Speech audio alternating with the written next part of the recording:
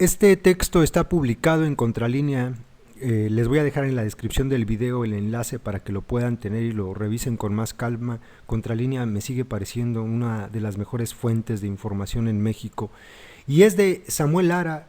¿Quién es Samuel Lara? Samuel Lara Villa es un general brigadier retirado del ejército mexicano, que desde dentro del ejército, conociendo las entrañas del ejército, se atreve a hacer una crítica verdaderamente acertada sobre lo que le ocurre a los que se convirtieron el día de hoy en sicarios de verde del sistema.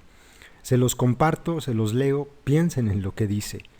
La humillación de las Fuerzas Armadas de México, la situación política que agobia a la nación bajo el imperio de la corrupción, la impunidad, la oligarquía, el autoritarismo y la represión de un régimen reaccionario, neoliberal y traidor a los más caros anhelos de la Revolución Mexicana, parece haber colmado a la ciudadanía a un siglo de padecer mandatarios del Partido Revolucionario Institucional, después del último gobierno del movimiento armado.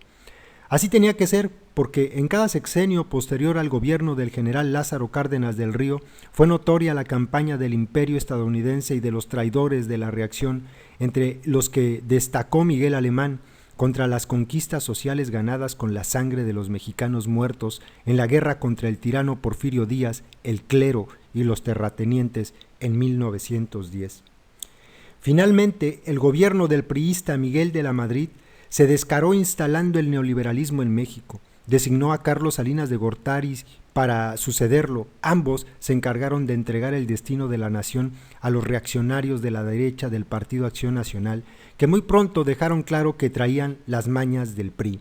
Después de dos sexenios de gobernar, los panistas devolvieron el poder al tricolor mediante otro fraude electoral para prolongar la nefasta concertación entre ambos partidos, gobernando juntos hasta destrozar la constitución política de los Estados Unidos mexicanos de 1917 mediante multimillonarios premios a legisladores del PRI, del PAN, del Partido Verde y los chuchos del Partido de la Revolución Democrática, que votaron a singular velocidad legislativa la aprobación de las reformas estructurales remitidas por el Ejecutivo Federal.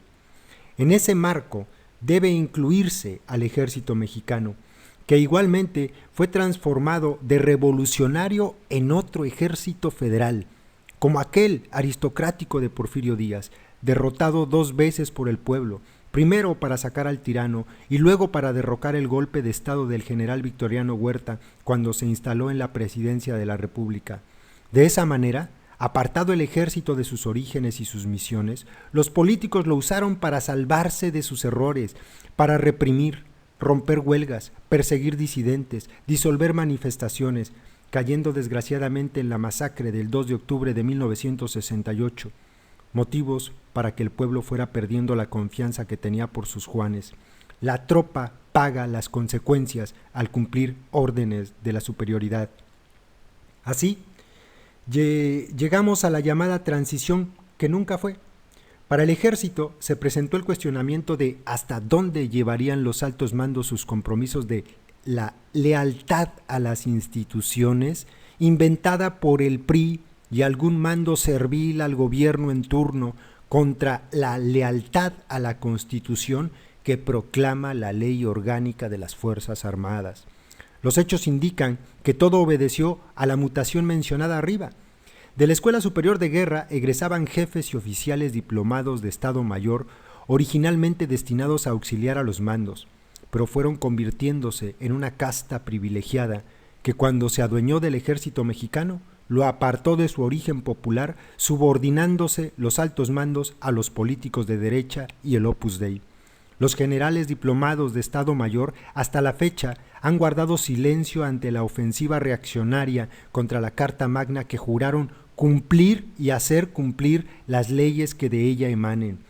No hay forma de explicar cómo fue que los expertos en materia de estrategia, seguridad nacional, tácticas de las armas y los servicios de la Escuela Superior de Guerra hayan permitido, sin ser cómplices de esos políticos, llevar al ejército mexicano hasta la humillación propiciada por el propio mando supremo ante la opinión pública.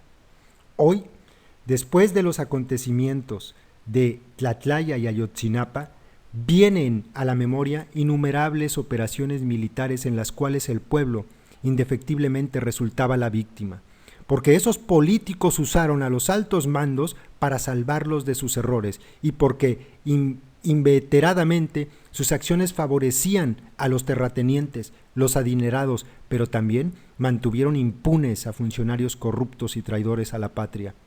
Si Enrique Peña Nieto piensa que los muertos de Tlatlaya y los desaparecidos de Ayotzinapa serán olvidados, está equivocado.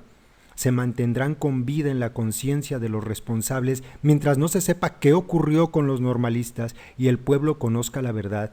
La certeza de que el general Salvador Cienfuegos Cepeda, es decir, el ejército mexicano, tiene que ver con la desaparición de los 43 jóvenes irá creciendo y la institución cargará para la historia otra culpa del Ejecutivo Federal y su camarilla.